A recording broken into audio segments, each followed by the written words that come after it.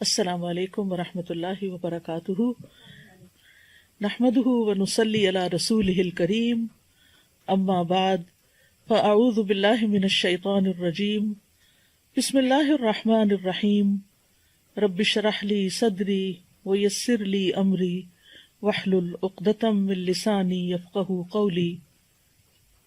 سورۃ الکہف مکی سورت ہے۔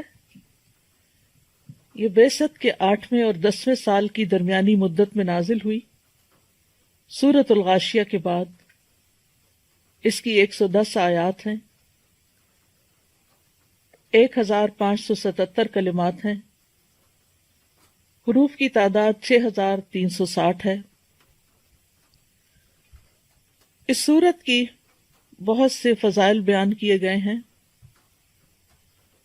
رسول اللہ صلی اللہ علیہ وسلم نے فرمایا، جو شخص جمعہ کے دن سورۃ الکہف پڑھتا ہے تو 2 جمعوں کے درمیان اس کے لیے نور روشن ہو جاتا ہے، یعنی اس کو ہدایت ملتی ہے۔ یہ نور ہدایت مراد ہے اس سے، لیکن یہ نور ہدایت اسی کو ملتا ہے جو اس کو اچھی طرح سے تلاوت کر کے اس کو سمجھ کر پڑھتا ہے۔ اسی طرح رسول اللہ صلی اللہ علیہ وسلم نے فرمایا، جس نے سورۃ الکہف کی تلاوت ایسے کی جیسے وہ نازل ہوئی تو یہ اس کے لیے قیامت کے دن اس کی اقامت گاہ سے مکہ تک نور کا سبب بنے گی، اور جس نے اس سورت کی آخری 10 آیات پڑھی اور پھر دجال نکل آیا تو اسے کوئی نقصان نہ پہنچا سکے گا۔ یہ سورت سکینت نازل کرنے والی سورت ہے۔ صحیح بخاری میں آتا ہے، براء ابن عازب سے، وہ کہتے ہیں کہ ایک شخص نے سورۃ الکہف پڑھی تو اس کے گھر میں بندھا ہوا ایک جانور یعنی اس کا گھوڑا بدکنے لگا۔ اس پر اس نے سلامتی کی دعا کی تو اچانک اس کے سر پر ایک ابر سایہ کیا ہوا تھا، یا جیسے ایک شینڈلیئر سا۔ اس نے نبی صلی اللہ علیہ وسلم سے اس کا ذکر کیا تو آپ نے فرمایا، اے شخص تو پڑھتا ہی رہ، کیونکہ یہ تو طمانینت اور سکینت تھی جو قرآن پڑھنے کی بدولت اتری تھی۔ ویسے تو قرآن مجید کا کوئی حصہ بھی پڑھا جائے تو اس سے اطمینان اور تسکین حاصل ہوتی ہے، لیکن خاص طور پر سورۃ الکہف، کیونکہ سورۃ الکہف میں 7 رحمتوں کا ذکر ہے، اور یوں یہ ہفتے کے 7 دنوں کے لیے کافی ہو جاتی ہیں۔ آیت نمبر 16 میں آتا ہے، ینشر لکم ربکم من رحمتہ، تمہارا رب تمہارے لیے اپنی کچھ رحمت کھول دے گا۔ آیت 10 میں آتا ہے، ربنا آتنا من لدنک رحمہ، اے ہمارے رب ہمیں اپنے پاس سے کوئی رحمت عطا فرما۔ آیت نمبر 58 میں آتا ہے، وَرَبُّكَ الْغَفُورُ ذُو الرَّحْمَةِ، اور تیرا رب نہایت بخشنے والا خاص رحمت والا ہے۔ آیت نمبر 65 میں آتا ہے، آتَيْنَاهُ رَحْمَةً مِّنْ عِنْدِنَا، اسے ہم نے اپنے ہاں سے ایک رحمت عطا کی۔ آیت 81 میں آتا ہے، وَأَقْرَبَ رَحْمَةً، اور جو شفقت میں زیادہ قریب ہو۔ آیت 82 میں آتا ہے، رَحْمَةً مِّن رَبِّكَ، تیرے رب کی طرف سے رحمت کے لیے۔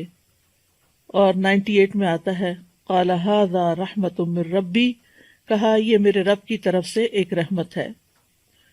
تو بہرحال یہ سورت خوشخبری بھی دیتی ہے، سکینت کا باعث بھی ہے، دجال کے فتنے سے بچانے والی بھی ہے، ہر جمعہ کو پڑھنے والے کے لیے نور ہدایت کا باعث ہے، اور خاص طور پر اگر کوئی اس سورت کی ابتدائی 10 آیات یاد کر لے گا تو وہ دجال کے فتنے سے محفوظ رہے گا۔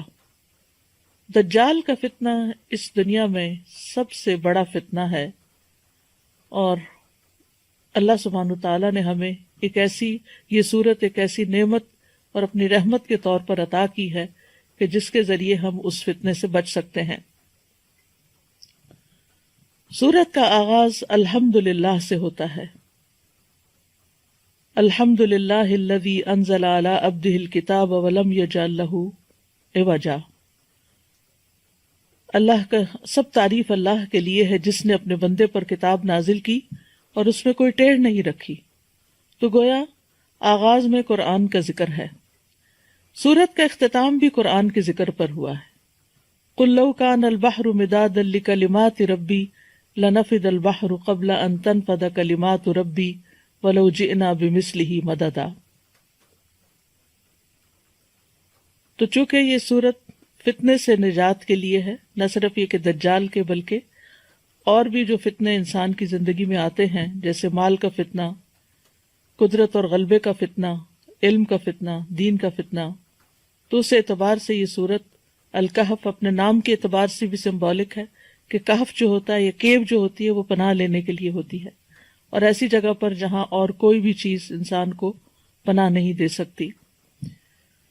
تو اس لیے اس سورت کے اندر بہت سی دلچسپ چیزیں ہیں. سورت کا آغاز الحمدللہ سے ہے، اور پھر اس قرآن مجید کا آغاز بھی الحمدللہ سے ہے، اور اس سورت میں الحمدللہ جو ہے وہ یعنی یہ سورت قرآن کے مڈل میں ہے، اور پھر قرآن کا دوسرا حصہ ایک طرح سے الحمدللہ سے شروع ہوتا ہے. اس کے علاوہ دیگر کچھ اور صورتیں بھی ہیں، جیسے سورت انعام ہے، سورت سبا ہے، سورت فاطر. یہ تمام صورتیں بھی الحمدللہ سے شروع ہوتی ہیں کہ سب تعریف اللہ سبحانہ تعالیٰ کے لیے ہے، اور اللہ ہی کے لیے، اللہ ہی کی ذات وہ ذات ہے کہ جو انسان کو ہر طرح کی پریشانیوں اور ہر طرح کے فتنوں سے بچا سکتی ہے، اور اس کے لیے اس نے قرآن جیسی نعمت نازل فرما کر ہمارے لیے فتنوں سے بچنے کا بندوبست فرما دیا. فتنہ کیا چیز ہوتی ہے؟ فتنہ عربی کے لفظ فتنہ سے ہے، جو آزمائش کرنے کے لیے آتا ہے، کسی چیز کا کھرا کھوٹا معلوم کرنے کے لیے، یعنی ایسی چیز کہ جس کے ذریعے خیر اور شر میں انسان کا حال پتہ چل جائے کہ انسان کے اندر خیر ہے یا شر ہے. ابن العربی کہتے ہیں کہ فتنے کے کئی معنی ہیں، جیسے آزمانا، مشقت، مال، اولاد، کفر، آپس کا اختلاف، اور آگ سے جلانے کے لیے بھی فتنے کا لفظ استعمال ہوتا ہے. اور یہ بھی کہا گیا ہے کہ فتنے سے مراد ظلم ہے. فتنہ کبھی اللہ سبحانہ تعالیٰ کی طرف سے آتا ہے بندے کو جانچنے کے لیے، جیسے کوئی تکلیف آ جاتی ہے، مصیبت، کوئی بیماری، کوئی قتل و غارت، کوئی عذاب یا دیگر ناپسندیدہ چیزیں. اور اگر اللہ کی طرف سے ہوں تو یہ کسی حکمت کی وجہ سے ہوتی ہیں تاکہ بندے کو چھانٹ لیا جائے. اور کبھی انسان کے اپنے طرف سے بھی ہوتا ہے، انسان کے نفس کی طرف سے بھی ہوتا ہے. بہرحال دنیا کی زندگی فتنوں اور آزمائشوں کا گھر ہے، اور دنیا میں جو وقت آخرت کے قریب آ رہا ہے تو زیادہ سے زیادہ فتنے ہی آتے چلے جا رہے ہیں. معاویہ رضی اللہ عنہ کہتے ہیں کہ میں نے نبی صلی اللہ علیہ وسلم سے سنا، آپ فرما رہے تھے دنیا میں صرف آزمائش اور فتنہ ہی باقی رہ گیا ہے، یعنی ایک فتنے کے بعد ایک اور فتنہ. تو چونکہ دنیا کی زندگی اوور آل ہی ایک امتحان ہے، تو اس میں جب سخت امتحان آ جاتے ہیں تو انسان کے لیے بہت ضروری ہوتا ہے کہ وہ کسی کہف کی طرف، کسی کیو کی طرف پناہ لے اور اپنے آپ کو ان فتنوں سے بچائے تاکہ اس کی آخرت محفوظ رہے. ابو سعید کہتے ہیں رسول اللہ صلی اللہ علیہ وسلم نے فرمایا، وہ زمانہ قریب ہے جب مسلمان کا بہترین مال بکریاں ہوں گی، جن کو لے کر وہ پہاڑوں کی چوٹیوں اور بارش کے مقامات کی طرف نکل جائے گا اور فتنوں سے راہ فرار اختیار کر کے اپنے دین کو بچا لے گا. تو فتنے کے زمانے میں خاص طور پر اللہ تعالیٰ کے احکامات پر عمل کرنا اور اس پر استقامت اختیار کرنا بہت ضروری ہوتا ہے تاکہ انسان اپنی آخرت بچا سکے. فتنے کے دور میں دین پر عمل کرنے والے کے لیے اجر بھی بہت زیادہ ہے. آپ نے فرمایا، بلا شبہ تمہارے بعد صبر کے دن آنے والے ہیں، ان میں صبر کرنا ایسے ہوگا جیسے آگ کا انگارہ پکڑنا. ان لوگوں میں دین کے تقاضوں پہ عمل کرنے والے کو اس جیسے 50 عمل کرنے والوں کے برابر ثواب ملے گا. یعنی فتنے کے دور میں اگر کوئی شخص اپنے دین کو تھام کے رکھتا ہے تو اس کے لیے اجر بھی بہت بڑا ہے.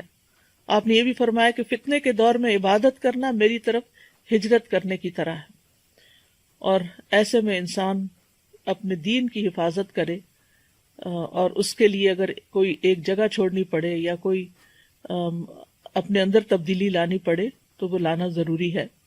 اور فتنوں سے پناہ بھی مانگنی چاہیے. نبی صلی اللہ علیہ وسلم نے فرمایا اعوذ باللہ من الفتن، میں فتنوں سے اللہ کی پناہ لیتا ہوں. اور ایک اور جگہ پر آتا ہے کہ اعوذ باللہ من سوء الفتن، میں فتنے کی برائی سے اللہ کی پناہ لیتا ہوں. ایک اور دعا ہے اللہم انا نعوذ بک ان نرجع علی اعقابنا او نفتن عن دیننا، اے اللہ ہم اس سے تیری پناہ لیتے ہیں کہ ہم الٹے پاؤں لوٹ جائیں یا اپنے دین کے بارے میں کسی فتنے میں مبتلا ہو جائیں. اسی طرح ایک اور دعا بھی ہے اللہم انی اسألک عملا بالحسنات وترکا للمنکرات واذا اردت فی قوم فتنة وانا فیہم فاقبضنی الیک غیر مفتون. اے اللہ بے شک میں تجھ سے نیکیاں کرنے اور برائیوں کو ترک کر دینے کا سوال کرتا ہوں، اور جب تو لوگوں کو فتنے میں مبتلا کرنا چاہے اور میں وہاں موجود ہوں تو مجھے فتنے سے بچا کر اپنے پاس بلا لینا. تو بہرحال انسان کے لیے فتنے تو کئی ایک ہو سکتے ہیں، لیکن سب سے بڑا فتنہ دین میں ہوتا ہے. اسی لیے اس صورت کے اندر جن 4 فتنوں کا ذکر کیا گیا ہے ان میں سب سے پہلے دین کے فتنے کی بات کی گئی ہے. بہرحال اللہ تعالیٰ سے دعا ہے کہ وہ ہمیں اس صورت کو صحیح طور پر سمجھنے کی توفیق دے، اور آج کل کے حالات میں جو سب لوگ پریشانی کا شکار ہیں ان میں ان کے لیے ایک امید کا پیغام ہو. تو سب سے پہلے بسم اللہ الرحمن الرحیم. ہر صورت کے آغاز میں بسم اللہ ہوتی ہے، اور بسم اللہ جو ہے سوائے صورت التوبہ کے، لیکن صورت النمل میں بسم اللہ الرحمن الرحیم کی آیت آتی ہے، جس سے یہ پتہ چلتا ہے کہ قرآن مجید میں 114 بار بسم اللہ کا ذکر ہے. تو اس آیت کی اہمیت کے پیش نظر ہم تھوڑی سی بات اس کے اوپر کریں گے کہ قرآن مجید کے شروع میں یا تلاوت کے شروع میں بسم اللہ پڑھنا کیوں ضروری ہے. بسم اللہ کیا ہے؟ اللہ کے نام کے ساتھ جو بہت مہربان، بار بار رحم فرمانے والا ہے. یعنی میں اس سورت کا آغاز اللہ کے نام کے ساتھ کرتی ہوں، اور اللہ کا نام جو ہے وہ بہت بابرکت ہے. تبارک اسم، جیسے سورت الرحمن میں آتا ہے تبارک اسم ربک ذی الجلال والاکرام، بہت بابرکت ہے تیرے رب کا نام جو جلال و اکرام والا ہے. تبارک اسم ربک ذی الجلال والاکرام.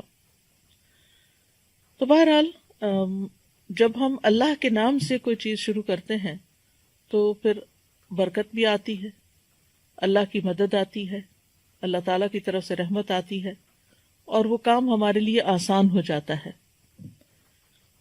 اور پھر اس میں ہم دیکھتے ہیں کہ الرحمن الرحیم، اللہ سبحانہ تعالیٰ کی 2 صفات اس کا ذکر آیا ہے، اور یہ دونوں ہی ان کا اصل مادہ جو ہے وہ رحم ہے، کہ اللہ کے نام کے ساتھ جو بہت مہربان، بہت رحم فرمانے والا ہے.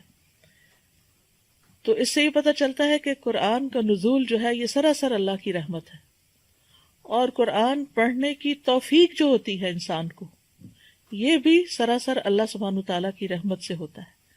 جب تک اس کی رحمت نہ ہو تو ہم نہ قرآن کو پڑھ سکتے ہیں نہ اس کو سمجھ سکتے ہیں. اور قرآن کا نزول جو ہے یہ بھی سراسر اللہ سبحانہ تعالیٰ کی رحمت ہی کی مینیفسٹیشن ہے. الرحمن علم القرآن، کہ رحمان ہے جس نے قرآن کی تعلیم دی ہے.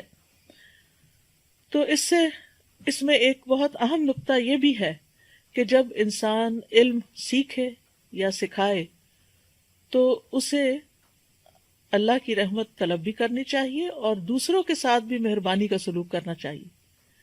یعنی اپنے اعتبار سے یہ کہ یہ میرے اندر کوئی تکبر نہ ہو، کیونکہ یہ جو کچھ مجھے نعمت ملی ہے قرآن سیکھنے کی یا سکھانے کی، یہ دراصل اللہ کی رحمت کی وجہ سے ہوا ہے، اس میں میرا کوئی کمال نہیں. اور دوسرا یہ ہے کہ جس کو آپ سکھا رہے ہو اس کے لیے بھی آپ کے دل میں ایک شفقت اور محبت ہونی چاہیے. نبی صلی اللہ علیہ وسلم کے ساتھ لوگوں نے جیسا بھی سلوک کیا، مکہ کے مشرکین ہوں یا مدینہ کے منافقین ہوں، لیکن آپ نے ہمیشہ صبر اور حوصلے سے کام لیا، اور اپنا کام کرتے چلے گئے اور لوگوں کے ساتھ واقعی رحمت للعالمین بن کر ان کے ساتھ بہترین سلوک کیا.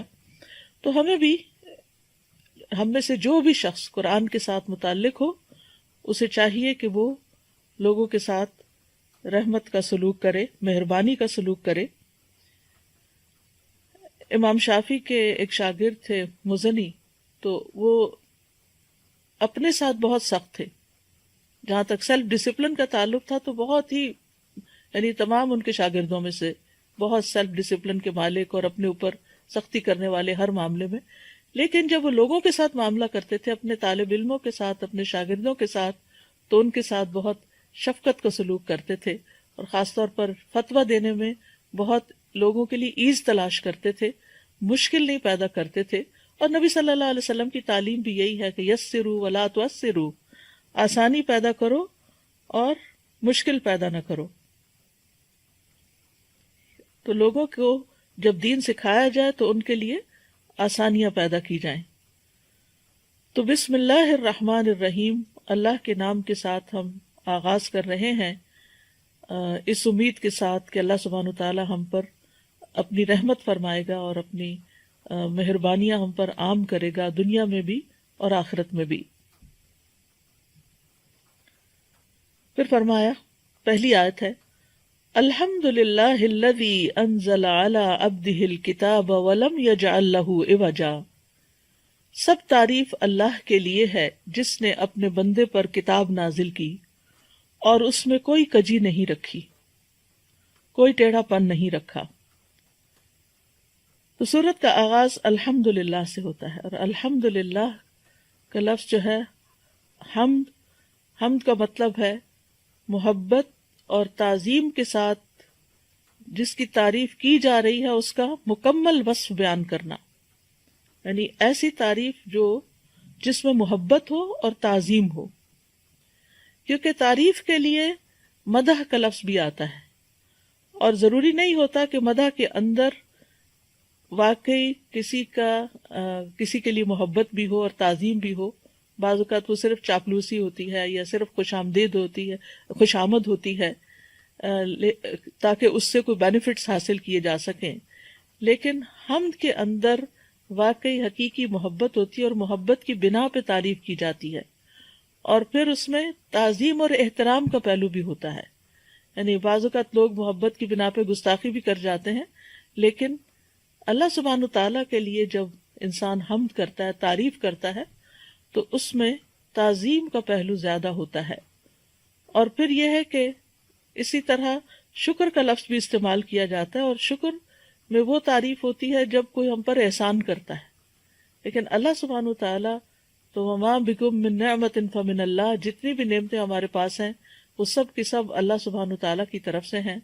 اور اس بنا پر کہ اللہ سبحانہ تعالیٰ اپنی ذات، اپنی صفات، اپنے افعال میں کامل ہے، تو تعریف اللہ ہی کی ہے. جہاں تک بندوں کی تعریف کا تعلق ہے تو بندے تعریف ڈیزرو نہیں کرتے، کیونکہ بندے جو ہیں ان میں کمال نہیں ہے. اگر کوئی ایک کام اچھا کریں گے تو 10 اس میں غلطیاں بھی ہوں گی. یعنی اگر کوئی مثلا نیکی کا کام کرتا ہے، کوئی مثلا صدقہ خیرات کر رہا ہے، تو ہم اس بنا پر کہ یہ بڑا سخی ہے اس کی تعریف شروع کر دیتے ہیں، لیکن ہمیں نہیں پتا کہ اس نے وہ صدقہ کس نیت کے ساتھ کیا ہے، اور وہ صدقہ قبول بھی ہوا یا نہیں قبول ہوا، یا یہ کہ صدقہ کرنے کے بعد اس نے کوئی احسان جتایا ہے، یا اس نے دوسرے کو کوئی دکھ دیا ہے. تو اب ہم تو صرف ایک ظاہری صورت دیکھ رہے ہیں کہ فلاں نے اتنا لوگوں میں تقسیم کیا یا بانٹا یا دیا یا اللہ کی راہ میں دیا، لیکن یہ کامل وصف نہیں ہے اس کے اندر اس کی نیت کی خرابی بھی ہو سکتی ہے، اور اس میں اذیت بھی ہو سکتی ہے، یا کوئی اور مشکل بھی آ سکتی ہے. لیکن اللہ سبحانہ وتعالی جب اس کی تعریف کی جاتی ہے تو وہ مکمل تعریف ہوتی ہے. تو الحمد للہ، تعریف اللہ کے لیے ہے. یہ جو لام ہے للہ میں، یہ لام جو ہے یہ اختصاص کا بھی ہے اور استحقاق کا بھی ہے. استحقاق کا مطلب یہ ہے کہ اللہ سبحانہ تعالیٰ ہی حقدار ہے، اور حمد اللہ ہی کے ساتھ خاص ہے، بندوں کی حمد نہیں ہو سکتی۔ اسی لیے آپ دیکھیں نا کہ جب کسی شاعر کو کسی بادشاہ کی تعریف لکھنی ہوتی ہے تو اس کو کیا کہتے ہیں؟ مدح۔ اسی طرح رسول اللہ صلی اللہ علیہ وسلم کی جب نعت لکھی جاتی ہے تو اس کو بھی مدح الرسول کہتے ہیں، حمد الرسول نہیں کہتے۔ ہم صرف اللہ کے لیے، الحمد للہ، کہ تعریف صرف اور صرف اللہ کے لیے ہے۔ اور پھر ال جو شروع میں آیا ہے، سب تعریف یعنی مکمل، ال استغراق کا، یعنی استغراق نہیں کہ پوری طرح انکمپس کیا ہوا، کہ مکمل تعریف جو ہے اور کامل تعریف جو ہے وہ اللہ سبحانہ تعالیٰ ہی کے لیے ہے۔ تو للہ ہی اللہ کے لیے خاص بھی ہے، اور لام کے وجہ سے اللہ تعالیٰ اس کا حقدار بھی ہے، یعنی حق اسی کا ہے کہ اس کی تعریف کی جائے، کیونکہ جو کچھ اس نے کیا ہے اس کے علاوہ کسی اور نے نہیں کیا۔ اور پھر الحمدللہ کہنا جو ہے وہ میزان کو بھر دیتا ہے۔ جب حقیقی معنوں میں انسان کا دل شکر سے لبریز ہوتا ہے اور وہ اپنے عمل سے اللہ تعالیٰ کی طرف رغبت کرتا ہے اور اللہ کو راضی کرتا ہے، تو تبھی وہ حقیقی معنوں میں اس کی تعریف کر رہا ہوتا ہے۔ تو اللہ سبحانہ تعالیٰ کو اپنی تعریف بہت پسند ہے، کیونکہ وہ تعریف کا حقدار ہے۔ بندے بھی اپنی تعریف پسند کرتے ہیں، لیکن بہت دفعہ ایسا ہوتا ہے کہ انہوں نے جو کام نہیں کیا ہوتا اس پہ بھی چاہتے ہیں، وہ یحبون ان یحمدوا بما لم یفعلوا، کہ اس پہ بھی ان کی تعریف ہو جائے جو انہوں نے کیا ہی نہیں۔ اور اگر وہ چھوٹا سا بھی کوئی کام کرتے ہیں تو تعریف کا طلب کرتے ہیں اور تعریف سننا پسند کرتے ہیں، جبکہ بندے اس کے نہ حقدار ہیں اور نہ ہی ان کے لیے تعریف خاص ہے۔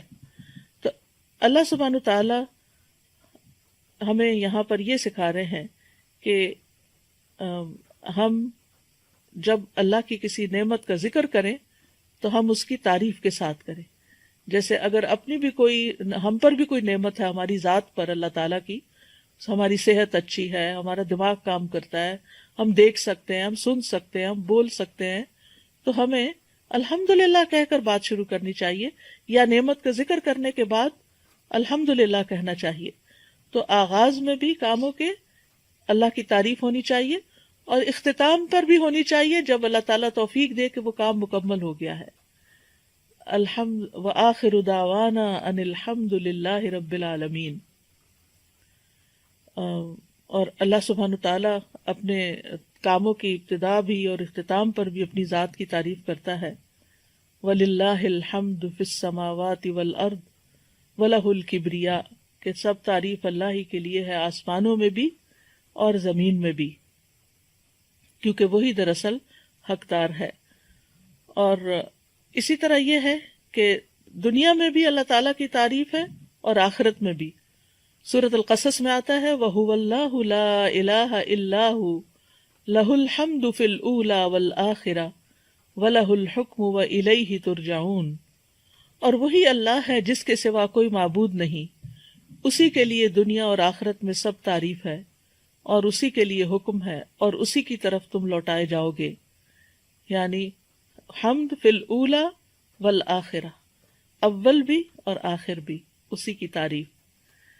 اسی طرح نبی صلی اللہ علیہ وسلم اللہ تعالیٰ کی تعریف اس طرح کیا کرتے تھے، خاص طور پر رکوع سے سر اٹھانے کے بعد، ربنا ولک الحمد حمدن کثیرا طیبا مبارکا، تو ایک صحابی نے کہی تھی جس کو آپ نے اپریشیٹ کیا تھا کہ اس کو 30 فرشتے اٹھانے کے لیے آئے ہیں، اس کا اجر۔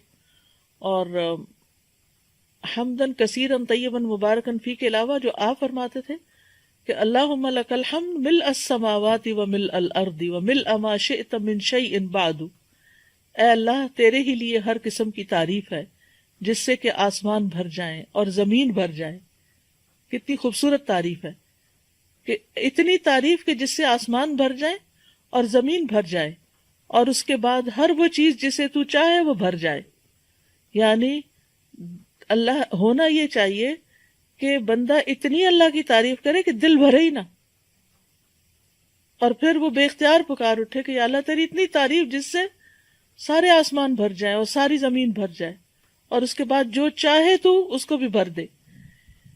تو ایک دفعہ دل سے الحمدللہ کہنا میزان کو بھر دیتا ہے. یعنی اللہ سبحانہ وتعالیٰ اتنا راضی ہوتا ہے اس بندے سے کہ جو اللہ کی تعریف کرتا ہے کہ اس کا نیکیوں کا پلڑا جو ہے وہ جھک جاتا ہے. اور اسی لیے ہمیں ساری نعمتوں پر اللہ تعالیٰ کی تعریف کرتے رہنا چاہیے، لیکن خاص طور پر یہاں پر جس چیز کا ذکر ہو رہا ہے کہ کس چیز پر اللہ کی تعریف ہے، الذی انزل علی عبدہ الکتاب، کہ جس نے اپنے بندے پر کتاب نازل کی. یعنی اللہ کی تعریف کہ اس نے کتاب نازل کی. انزل ینزل انزال ہوتا ہے اوپر سے نیچے کسی چیز کو لانا. تو اس سے یہ پتہ چلتا ہے کہ اللہ سبحانہ وتعالیٰ اوپر ہے، وہ ہمارے اندر نہیں ہے، وہ ہم سے نیچے نہیں ہے، اور وہ کہاں ہے؟ وہ اوپر ہے. الرحمن علی العرش استویٰ. تو الحمدللہ الذی انزل علی عبدہ اپنے بندے پر. اپنے بندے سے مراد یہاں محمد صلی اللہ علیہ وسلم ہے. یعنی وہ اللہ کے بیٹے نہیں ہیں، وہ اللہ کے بندے ہیں. اور یہ جو بندگی کی بات ہے، یہ ایک اللہ کے بندے کے لیے سب سے زیادہ خوشی کی بات ہے. یعنی عبد کا لفظ جو ہے یہ بندے کی شان بیان کرتا ہے. الوہیت جو ہے وہ اللہ کے لیے ہے اور بندگی جو ہے وہ بندے کے لیے. تو اللہ سبحانہ تعالیٰ نے آپ صلی اللہ علیہ وسلم کی باقی صفات سے نہیں، آپ کے نام سے نہیں، اللہ محمد نہیں کہا، بلکہ آپ کی عبودیت کی صفت کو اجاگر کرنے کے لیے، کیونکہ آپ صلی اللہ علیہ وسلم اللہ کے سب سے زیادہ عبادت گزار بندے تھے. تو قرآن سے بھی فائدہ وہی اٹھاتا ہے جو عبودیت کا حق ادا کرے، جو اللہ کا بندہ بن کر رہے. کیونکہ بہت سے لوگ قرآن پڑھ لیتے ہیں لیکن جو قرآن کہتا ہے اس پر عمل نہیں کرتے، عبد نہیں بنتے. تو چونکہ اللہ نے کتاب اپنے بندے پر نازل کی ہے تو قرآن کا نزول اسی بندے پر ہوتا ہے، قرآن اسی کو سمجھ میں آتا ہے، قرآن اسی کو عزت بخشتا ہے جو واقعی اللہ کی عبادت کرتا ہے اور اس قرآن کو پڑھ کر عبادت کی طرف رغبت کرتا ہے.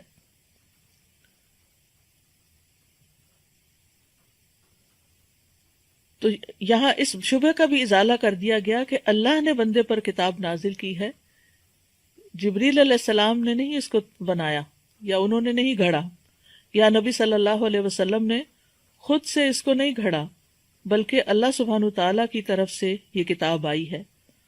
اور کتاب سے مراد تو قرآن مجید ہے، لیکن کتاب کا لفظ جو ہے یہ کتبہ سے ہے، جس کا مطلب ہوتا ہے جمع کرنا. تو قرآن جو ہے یہ جمع کیا گیا ہے، حروف سے الفاظ، الفاظ سے آیات، کلمات اور آیات سے صورتیں، اور پھر نبی صلی اللہ علیہ وسلم نے جس طرح لکھوایا اس طرح لکھا گیا. تو آپ صلی اللہ علیہ وسلم کے پاس بہت سے رائٹرز بھی تھے. جب قرآن کا کچھ حصہ نازل ہوتا تھا تو آپ لکھنے کے لیے کسی نہ کسی کاتب کو بلاتے تھے اور پھر آپ ان کو لکھوا دیتے تھے. تو اس سے یہ بھی پتہ چلتا ہے کہ یہ کتاب اللہ کا کلام تو ہے لیکن یہ ڈاکیومنٹڈ ہے، لکھوایا گیا ہے، اور نبی صلی اللہ علیہ وسلم نے ساتھ کے ساتھ اس کو لکھوایا.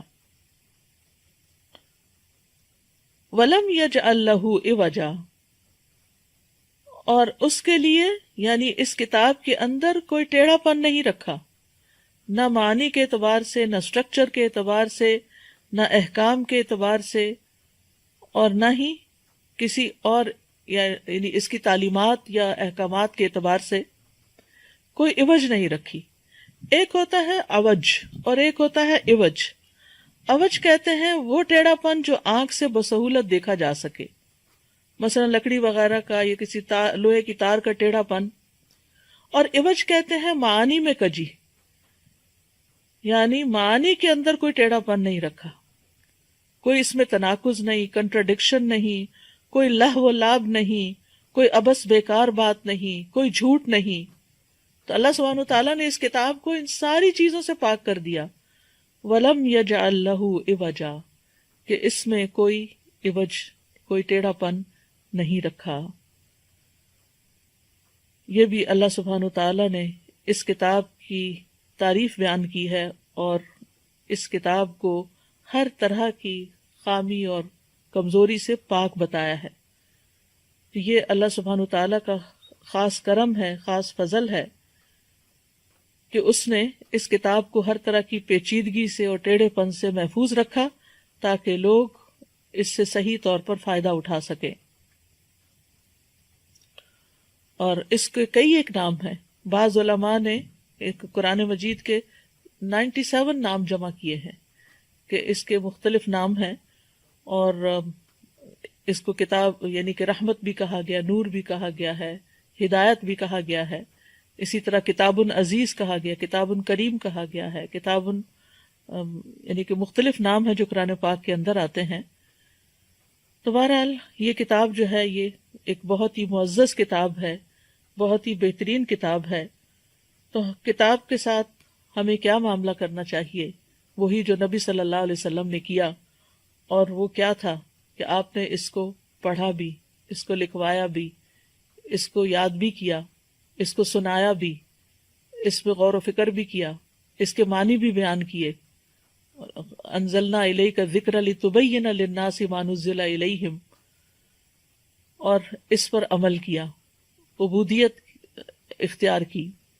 تو ہم سب کے لیے بھی ضروری ہے کہ ہم اس کتاب کے ساتھ وہی معاملہ کریں جو اللہ کے رسول صلی اللہ علیہ وسلم نے کیا، یعنی اس کو پڑھیں، اس کو سمجھیں اور اس پر عمل کریں، تاکہ جس طرح اس کتاب کو اس کتاب کی وجہ سے پڑھنے والے معزز ہوئے. تو کیونکہ یہ کتاب عزیز ہے، یہ کتاب عزت بخشنے والی کتاب ہے، یہ غالب آنے والی کتاب ہے. تو اگر آپ اس کو پڑھیں گے نہیں، اگر آپ اس کو سنیں گے نہیں، اگر آپ اس کو سنجیدگی سے نہیں لیں گے، تو آپ کو بھی یہ کتاب عزت نہیں دے گی. مثلاً آپ دیکھیں کہ اگر آپ کسی سے کوئی بات کر رہے ہیں، کسی کو کچھ سمجھا رہے ہیں، اس کو کوئی نصیحت کر رہے ہیں، اس کے ساتھ کوئی یعنی ہمدردی کر رہے ہیں، اور وہ بندہ سن کے ہی نہیں دیتا، تو آپ کیا کریں گے؟ آپ اس کو چھوڑ دیں گے؟ آپ کے دل میں اس شخص کی کوئی قدر نہیں ہوگی. تو اللہ نے یہ کلام بھیجا ہے، اور اگر ہم اس کے لیے وقت نہیں نکالتے، اس پر محنت نہیں کرتے، اس کو نہیں پڑھتے، تو پھر یہ کیسے ہو سکتا ہے کہ اس کتاب کی وجہ سے پھر مسلمانوں کو عزت ملے؟ جیسے علامہ اقبال نے بھی کہا تھا، وہ معزز تھے زمانے میں مسلمان ہو کر، اور تم خوار ہوئے تارک قرآن ہو کر. تو جو کتاب اتنی شان والی ہے کہ جس پر اللہ سبحانہ تعالیٰ کی یہاں تعریف کی جا رہی ہے کہ اس نے اپنے بندے پر یہ کتاب نازل کی ہے اور اس میں کوئی ٹیڑھا پن نہیں رکھا، تو پھر ہمارا اس کے ساتھ کیا معاملہ ہونا چاہیے؟ اور پھر یہ کہ قیمن درست کرنے والی، یعنی پہلے فرمایا کہ اس میں کوئی ٹیڑھ نہیں ہے، سچی اور عدل والی کتاب ہے، ہر طرح کے عیب سے پاک ہے. اور پھر دوسرا یہ کہ قیمن درست بھی ہے. قیم کے 3 معنی ہیں. ایک یہ کہ سیدھی ہے، درست، میانہ روی پر مبنی ہے، یہ ابن عباس کا قول ہے. دوسری یہ کہ یہ اللہ تعالیٰ کی تمام کتابوں پر نگران ہے اور ان کی تصدیق کرتی ہے، یعنی پچھلی کتابوں کو سچا مانتی ہے اور ان کو درست بھی کرتی. اور پھر یہ کہ ایک یہ معنی بھی کیا گیا کہ اس پر بھروسہ کیا جاتا ہے، اس کی طرف رجوع کیا جاتا ہے. اصل میں قیم کا لفظ جو ہے اس کا ایک معنی ہوتا ہے درست کرنے والا، یعنی نہ صرف یہ کہ خود کو درست کرنے والا بلکہ دوسروں کو بھی درست کرنے والا. قیم کا لفظ جو ہے یہ انچارج کے معنوں میں استعمال ہوتا ہے کہ جو بندوں کے معاملات اور احوال کی اصلاح کرتا ہے، ان کو اپنی جگہ پر فکس کرتا ہے، درست کرتا ہے. یعنی وہ شخص جو تمہاری زندگی کو فکس کرے، ڈسپلن کرے، وہ قیم کہلاتا ہے. اسی سے لفظ قوام ہے جو قرآن مجید میں مردوں کے لیے آیا ہے کہ الرجال قوامون علی النساء. تو یہ کتاب جو ہے بندے کی سوچ کو درست کر دیتی ہے، بندے کے اندر اعتدال پیدا کرتی ہے، کیونکہ دوسرا معنی اس کا ایک اور کیا ہے کہ یہ معتدل ہے.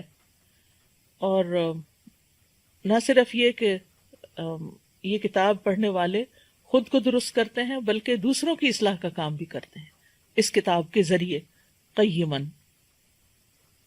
اور پھر یہ کہ ظاہر و باطن میں یہ قیم ہے. قرآن مجید میں آتا ہے ان ھذا القرآن یہدی للتی ہی اقوم، یہ قرآن اس راستے کی ہدایت دیتا ہے جو سب سے زیادہ درست ہے. رسول من اللہ یتلو صحفا مطہرہ فیہا کتب قیمہ، ایسی کتابیں جو درست کرنے والی ہیں. پھر اسی طرح پچھلی کتابوں کی تصدیق کرنے والی و مہیمنا علی، ان پر نگران بھی ہے. اللہ تعالیٰ فرماتے ہیں یا اہل الکتاب قد جاءکم رسولنا یبین لکم کثیرا مما کنتم تخفون من الکتاب، اے اہل کتاب تمہارے پاس ہمارا رسول آ گیا ہے جو تمہارے لیے بہت سی وہ باتیں بیان کرتا ہے جن کو تم کتاب میں چھپایا کرتے تھے. یعنی اس کتاب نے آ کر پچھلی کتابوں میں اگر کوئی تحریف ہوئی یا کچھ تو اس کو بھی درست کیا، اس کو بھی کھول کے رکھ دیا. پھر یہ ہے کہ مقصد کیا ہے اس کتاب کے آنے کا، لینذر، تاکہ ڈرائے. لام جب کسرہ کے ساتھ آتا ہے عربی زبان میں تو تعلیل کے لیے آتا ہے، یعنی اس مقصد کے لیے، اس وجہ سے. اور جب سکون کے ساتھ آتا ہے یعنی لام پہ جب جزم آتی ہے تو وہ امر کے لیے ہوتا ہے، جیسے وَلْيَطَّوَّفُوا بِالْبَيْتِ الْعَتِيقِ، یعنی یہ حکم دیا جا رہا ہے انہیں چاہیے کہ طواف کریں پرانے گھر کا، انکان خانہ کعبہ کا. لِيُنذِرَ بَأْسًا شَدِيدًا، تاکہ یہ سخت عذاب سے خبردار کرے، ڈرائے. یعنی اس قرآن کے ذریعے اللہ تعالیٰ اپنے ہاں موجود عذاب سے ڈرائے لوگوں کو، یا اس شخص کو اپنی اس قضاء و قدر سے ڈرائے جو اس کے احکامات کی مخالفت کرنے والوں کے لیے ہے. اور یاد رکھیے اس میں دنیاوی عذاب اور اخروی عذاب دونوں ہی شامل ہیں. اور یہ بھی اللہ تعالیٰ کی نعمت ہے کہ اس نے اپنے بندوں کو خوف دلایا ہے اور ان کو ان چیزوں سے ڈرایا ہے جو ان کے لیے نقصان اور ہلاکت کا باعث ہے. لِيُنذِرَ بَأْسًا شَدِيدًا، اور انبیاء جو آئے ہیں تو ان کے جو فرائض منصبی ہوتے ہیں ان میں ڈرانا اور خوشخبری دینا دونوں ہی چیز ہے. اور وہ اپنے پاس سے نہیں ڈراتے، وہ اللہ کی طرف سے آئی ہوئی وحی کے مطابق ڈراتے ہیں. رسول اللہ صلی اللہ علیہ وسلم کی آمد کا ایک مقصد قرآن مجید میں کیا بتایا گیا؟ سورۃ الفتح میں آتا ہے اِنَّا أَرْسَلْنَاكَ شَاهِدًا وَمُبَشِّرًا وَنَذِيرًا، بے شک ہم نے آپ کو گواہی دینے والا، خوشخبری دینے والا اور ڈرانے والا بنا کر بھیجا ہے.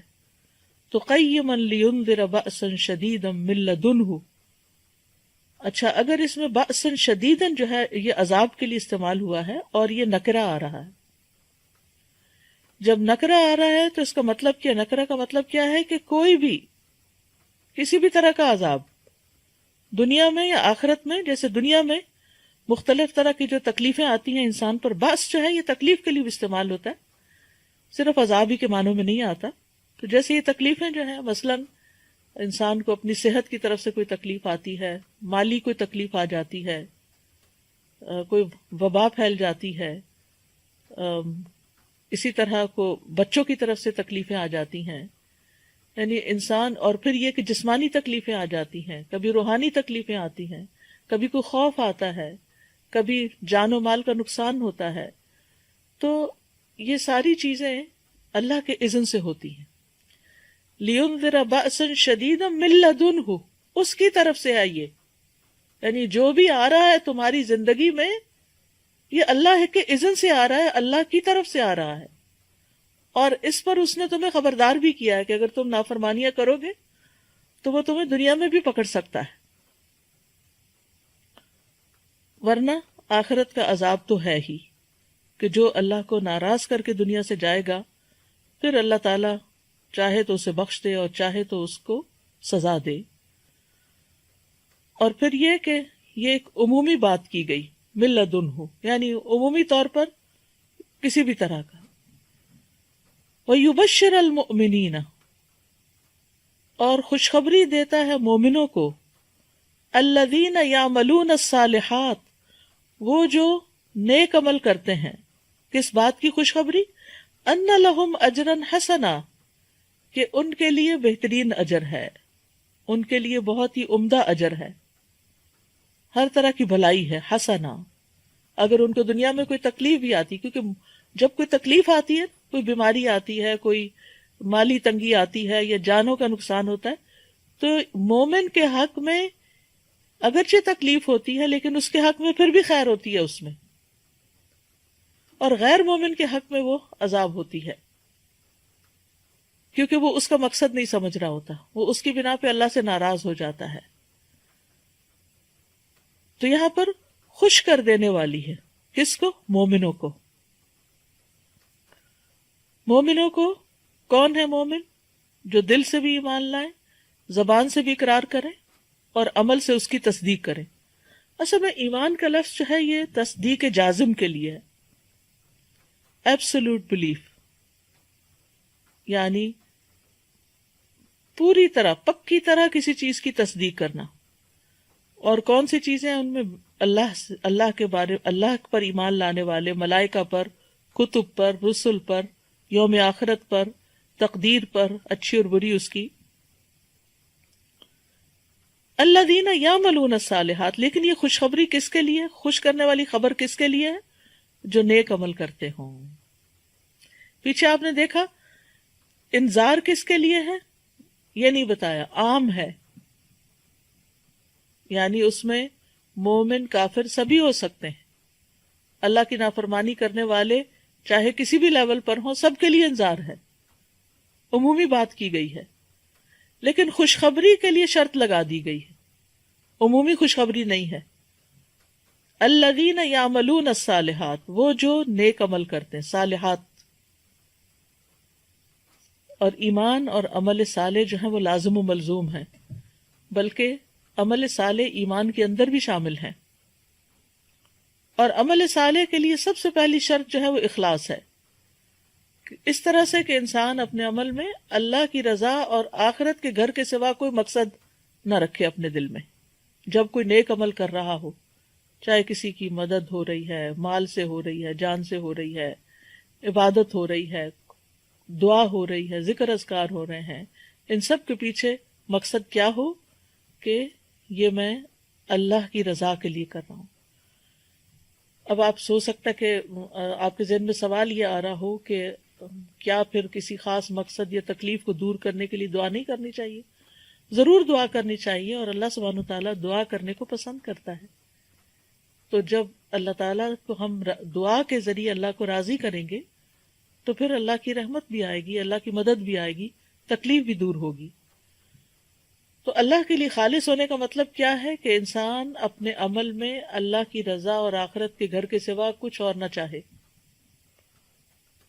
اور دوسرا یہ کہ اللہ کی شریعت کی پیروی کرے، اس سے باہر نہ نکلے، خواہ وہ شریعت محمد صلی اللہ علیہ وسلم کی ہو یا کسی اور نبی کی۔ تو وَيُبَشِّرَ الْمُؤْمِنِينَ الَّذِينَ يَعْمَلُونَ الصَّالِحَاتِ، یہاں ایک بات اور بھی یاد رکھیں، اور وہ یہ ہے کہ ایمان کے درجے مختلف ہوتے ہیں، ہر ایک کا ایمان ایک جیسا نہیں ہوتا۔ کوئی ایمان کے ابتدائی درجے پر ہوتا ہے اور کوئی ایمان کے بہت اونچے درجے پر، جیسے ابو بکر رضی اللہ عنہ۔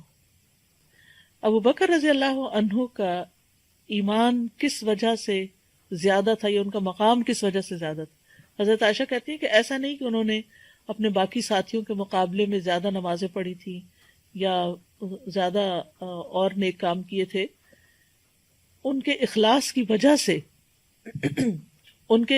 وجہ سے ان کا مقام اور مرتبہ دوسروں کے مقابلے میں بڑا ہے۔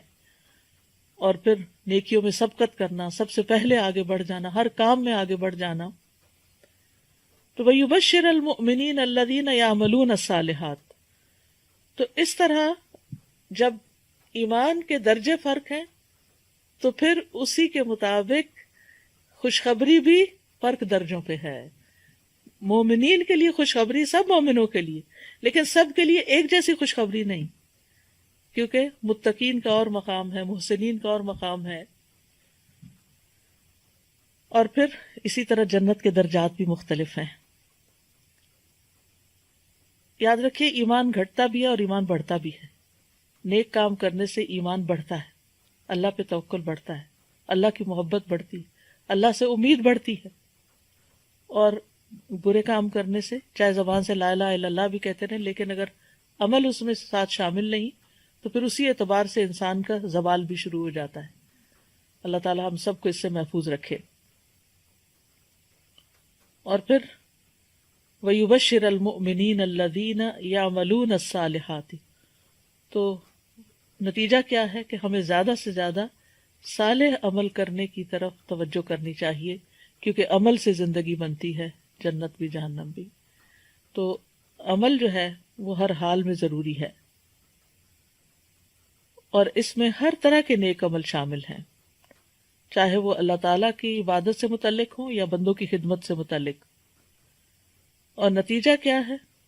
ان لہم، کہ ان کے لیے، لہم یہاں تخصیص کے لیے، کہ بے شک انہی کے لیے ہیں، اجرن حسنا، اچھا اجر، عمدہ اجر، یعنی جیسا ان کے لیے ان کا، اور اجر جو ہوتا ہے وہ عمل کے مقابل ہوتا ہے، اجرت سے ہے، یعنی جتنی محنت کرو گے اتنا ہی تمہیں ریوارڈ ملے گا۔ اور یہ بھی اجرن بأسن کی طرح کیا ہے؟ نکرہ ہے، اور جب نکرہ ہوتا ہے تو پھر اس میں عموم بھی پایا جاتا ہے، یعنی ہر طرح کا اجر شامل ہو جاتا ہے۔ حسنن، عمدہ، اور اجرن حسنن میں دنیا کا اجر بھی اور آخرت کا اجر بھی، جیسے قرآن مجید میں سورۃ یونس میں آتا ہے للذین احسنوا الحسنى وزیادہ، کہ جن لوگوں نے اچھا کیا ان کے لیے اچھائی ہے اور زیادہ بھی ہے، ان کے لیے زیادہ بھی ہے۔ اسی طرح حل جزاء الاحسان الا الاحسان، کیا احسان کا بدلہ کچھ اور بھی ہو سکتا ہے؟ اور پھر جو لوگ چھپ کے عبادت کرتے ہیں اور راتوں کو عبادت کرتے ہیں تو اس کے بارے میں سورۃ سجدہ میں آتا ہے فلا تعلم نفس ما اخفی لهم من قرۃ اعین، تو کوئی شخص نہیں جانتا کہ ان کے لیے آنکھوں کی ٹھنڈک میں سے کیا کچھ چھپا کے رکھا گیا ہے۔ لیکن یہ آنکھوں کی ٹھنڈک جنت میں کس کے لیے ہے؟ جس کے لیے دنیا میں اس کی نماز آنکھوں کی ٹھنڈک ہے، اور خاص طور پر رات کی عبادت کو وہ انجوائے کرتا ہے اور اس میں اخلاص ہوتا ہے، اللہ تعالیٰ کی رضا کے لیے وہ کرتا ہے۔ اب سوال یہ پیدا ہوتا ہے کہ یہ انذار کیوں اور تبشیر کیوں؟ اور یہاں ہم دونوں کا ایک بہترین کمبینیشن دیکھتے ہیں پورے قرآن کی طرح، کہ جہاں ڈرانے کی بات ہے وہ وہیں پر خوشخبری کی بات بھی آ جاتی ہے۔ تو یہاں ڈرایا کیوں کیا؟ اللہ سبحانہ وتعالیٰ ڈراتے کیوں ہیں؟ کیونکہ کچھ لوگ ایسے ہوتے ہیں کہ جو کہتے ہیں کہ دین میں ڈرایا نہیں کریں، ڈرانا جو ہے اس کی وجہ سے لوگ جو ہے وہ دین سے بھاگ جائیں گے۔ نہیں، بیلنس رکھنا چاہیے۔ کچھ شخصیتیں ایسی ہوتی ہیں، کچھ لوگ ایسے ہوتے ہیں کہ جو ڈر کے نیک عمل کرتے ہیں، اور کچھ لوگ ایسے ہوتے ہیں جو کسی خوشخبری کی وجہ سے۔ بہرحال دونوں ہی چیزیں ہیں، اور دونوں، یعنی یہ نہیں کہ ڈر زیادہ اور خوشخبری کم۔ جو لوگ برے کام کر رہے ہیں ان کو ڈرنا ہی چاہیے، اور جو اچھے کام کر رہے ہیں ان کو ہوپ بھی رکھنی چاہیے، یعنی ان کو اچھی امید بھی رکھنی چاہیے۔ تو آپ دیکھیے کہ ان دو آیتوں کے اندر توحید، رسالت، آخرت، ایمان کے جو بنیادی ارکان ہیں ان کا ذکر ملتا ہے، اور پھر اسی طرح اللہ تعالیٰ کی محبت، خوف اور رجا، یہ تینوں چیزوں کا ذکر ہے۔ محبت کس بات پر؟ الحمدللہ میں محبت کی وجہ سے ہم تعریف کرتے ہیں اللہ کی، کیونکہ اس نے اپنے بندے پر کتاب نازل کی اور ہمیں کتاب کے ذریعے ہدایت دی۔ اور پھر خوف، وَيُنذِرَ الَّذِينَ قَيِّمًا لِيُنذِرَ بَأْسًا شَدِيدًا، اور رجا، وَيُبَشِّرَ الْمُؤْمِنِينَ۔ تو یہ قرآن کا اعجاز ہے کہ اس میں چند لفظوں کے اندر بہت بڑے بڑے معنی رکھ دیے گئے ہیں۔